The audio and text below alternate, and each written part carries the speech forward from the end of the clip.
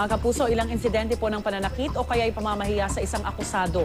Ang naitalasangkot ang ilang opisyal ng gobyerno. Attorney Gabby, good morning. Good morning, Mayor Herbert. Good morning. Baka gusto din niya sa'yo. lumipat dito, no? May kaso bang pwedeng isampa sa mga public official na medyo nasaktan o na nagkaroon ng kalupitan sa pagtrato sa mga akusado o ibang tao? Siya na ang malupit. Well, alam po natin, bawal ang paggamit na anumang puwersa o karahasan na hindi kinakailangan sa bisa ng iba't ibang batas. Well, sa ilalim po ng rules of court natin, pag na maaresto, bawal ang violence of Correct. any form.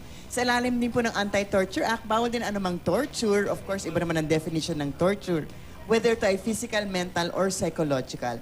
At ito ay ang pagkilala sa mga human rights ng lahat ng tao, kahit na ordinaryong tao, whether mga suspect, detainee, o mga prisoners na.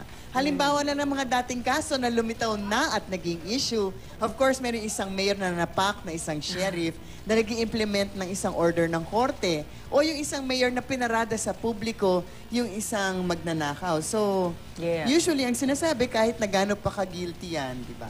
Meron pa rin silang human rights. But of course, depende sa sitwasyon. Ano mga kasong pwedeng isampa, attorney? Well, tulad nga ng sinabi natin, merong Anti-Torture Act, yung RA 9745, na ang penalty hanggang 6 na taon na kulong. But of course, yung torture, hindi naman natin masasabing torture ito. Of course, merong definition ng torture, di ba? Okay. Yung medyo malala. Yes, na. yes.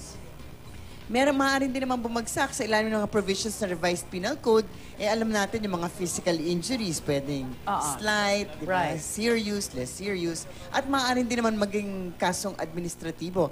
Ayon po sa Local Government Code, maaaring madisiplina o masuspindi ang isang elective local official kung merong misconduct in office. Siguro, ang pananakit ng kapwa, depende sa sitwasyon, of course, matuturing na misconduct yan na maaaring basihan ng isang kasong administratibo. Alright, thank you very much, Attorney Gabby Concepcion, sa mga impormasyong yan. Maraming salamat din.